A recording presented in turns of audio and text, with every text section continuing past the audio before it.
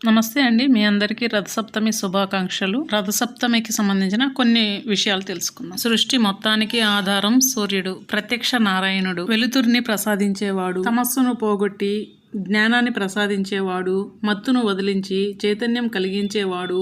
ఎవరైనా తాను సుఖంగా ఉండి ఇతరులను సుఖపెట్టవచ్చు, కానీ సూర్యుడు తాను మండిపోతూ కూడా కాంతినిస్తున్నాడు. సూర్యుడు కాలస్వరూపుడు, సమాజానికి సమయాన్ని చూపించేవాడు. మన గడియారాలు తప్పు తిరగవచ్చు లేదా ఆగిపోవచ్చు, కానీ సూర్యగమనంలో మార్పు తప్పు జరగదు. పురాణాలలో వర్ణన ప్రకారం సూర్యరథానికి ఒకే చక్రం, 7 గుర్రాలు, గుర్రపు కళ్యాలు, పాములు నడిపించే రథసారథి అసురుడు, తొడలు లేనివాడు. వెళ్లే మార్గం అంతులేని నీలాకాశం అయినా ఏమాత్రం ఆవేదన చెందక నిరంతరం ప్రయాణం చేస్తున్నాడు. ఎన్ని కష్టములు వచ్చినా కూడా తన పని మానక సమాజానికి మేలు చేస్తున్నాడు. అహంకారం లేనివాడు వెలుతురునిస్తున్నాను కదా అని అనుకోడు. ఉదయాస్తమయ సమయాల్లో 2 పూట్ల కాషాయ రంగులోనే ఉంటాడు. అందుకే కాషాయ వర్ణం త్యాగానికి సంకేతం అయింది. రామరావణ యుద్ధంలో రామునికి మరింత శక్తి పెంచేందుకు దేవతలచే పంపబడిన వ్యక్తి అగస్త్యుడు. రామునికి సూర్యుని ఉపాసించే మంత్రాలను ఉపదేశిస్తాడు. దానిని స్మరించి శ్రీరాముడు మరింత శక్తివంతుడిగా మారి రావణాసురుని సంహరిస్తాడు. ఆనాడు శ్రీరాముడు పఠించిన మంత్రాలే ఆదిత్య హృదయం. ఆంజనేయునికి విద్య నేర్పినది సూర్య భగవానుడే. మొక్కలలోనూ ఆకులలోనూ ఉండే పచ్చదనానికి కారకుడు మరియు డి విటమిన్ పేరుతో ఆరోగ్యం ఇచ్చే శక్తివంతుడైన ప్రత్యక్ష నారాయణుడు సూర్య భగవానుడు. సూర్యుని ఆరాధిస్తూ సూర్య నమస్కారములు చేస్తే ఆరోగ్యం, శక్తి. ఈ సూర్య నమస్కారములు 7 ఆసనములతో కూడి ఉన్నవి. ఇవి నిరంతరం చేయడం వలన శరీరం ఆరోగ్యంగా ఉండి ఉల్లాసంగా ఉంటుంది.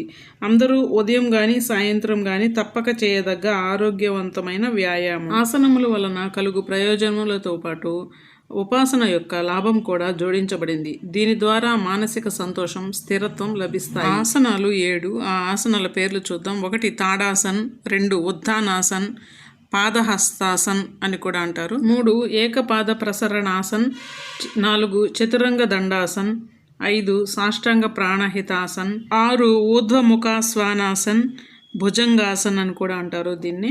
7 అధోముఖ శ్వానాసన్. సూర్య నమస్కారములు మంత్రహితంగా చేసినట్లయితే మరింత భక్తి, శ్రద్ధ, ఉపాసన అలవాటు అవుతాయి.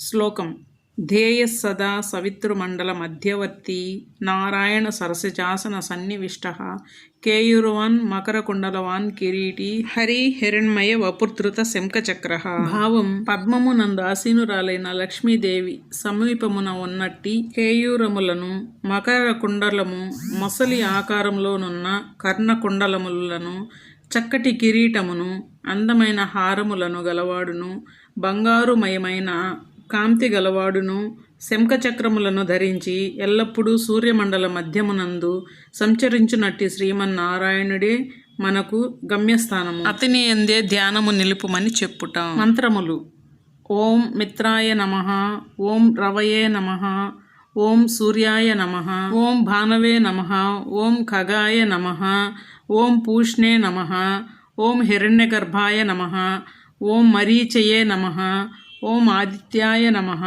ఓం సవిత్రే నమః, ఓం అర్కాయ నమః, ఓం భాస్కరాయ నమః, ఓం శ్రీ సవితృ సూర్యనారాయణాయ నమః.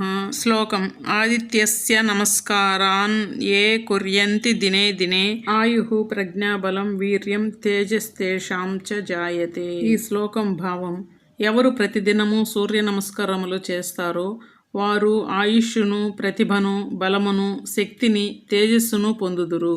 ఆరోగ్యం: భాస్కరాదిచ్చేత్ అని అంటే సూర్యుడు ఆరోగ్య ప్రదాత అని అర్థం. సూర్య భగవానుణ్ణి ఆరాధించే పండుగ రథసప్తమి. చిమ్మ చీకట్లను తరిమి చలిని తొలగించి నులివెచ్చని ఉత్సాహాన్ని, చైతన్యాన్ని కలిగించే కర్మసాక్షిగా పిలిచే సూర్య భగవానునికి కృతజ్ఞతా సూచకంగా చేసే పండుగ ఇది.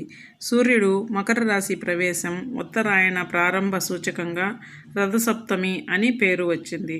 అందుకే ఈరోజు పవిత్రమైన రోజుగా భావించి భారతీయులు సూర్యున్ని ఆరాధిస్తారు. చలికాలము చివర్లో వేసవికాలపు ఆరంభం మాఘమాసం అవుతుంది. రథసప్తమి పండుగను మాఘమాస శుద్ధ సప్తమి నాడు జరుపుకుంటారు. సూర్యుడు దక్షిణాయనం ముగించుకుని ఉత్తరాయణంలో ప్రవేశించడానికి సూచనగా మనం 2 పండుగలను జరుపుకుంటాము.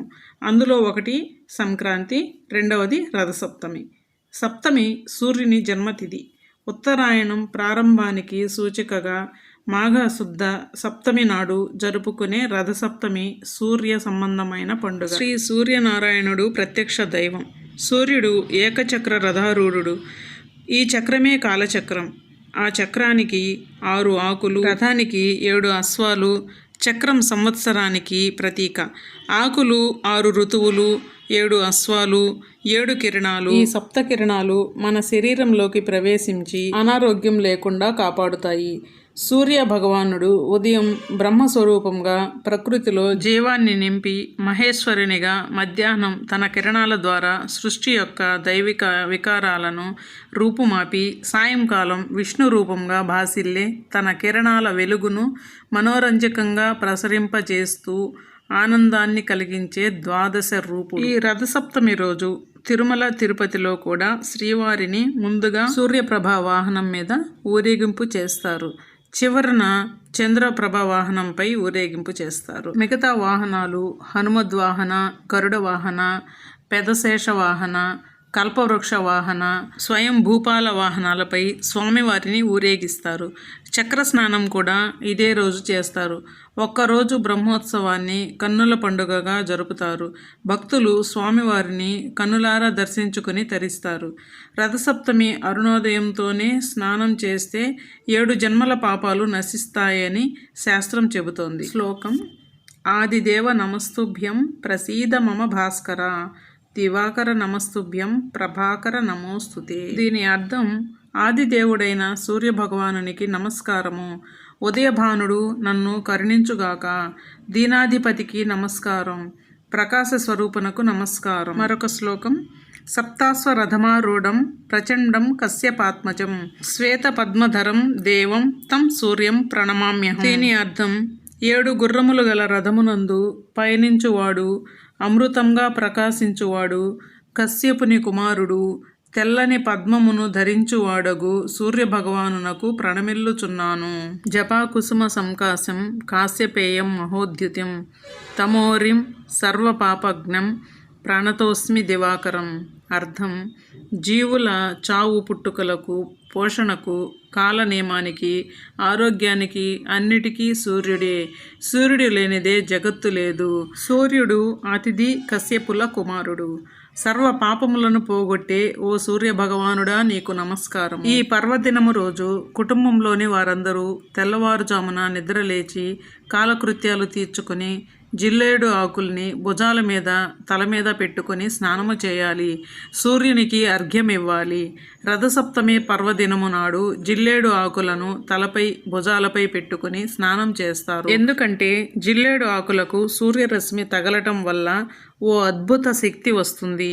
అందుకే రథసప్తమి నాడు 7 జిల్లేడు ఆకులను తలపై పెట్టుకొని సూర్యదేవునికి నమస్కారం చేసి స్నానం చేయమని చెబుతారు. ఈ విధంగా చేయటం వలన శిరస్సు నుండి శరీరానికి శక్తి ఆవహించి శరీర దోషాలన్నీ మటుమాయమవుతాయి.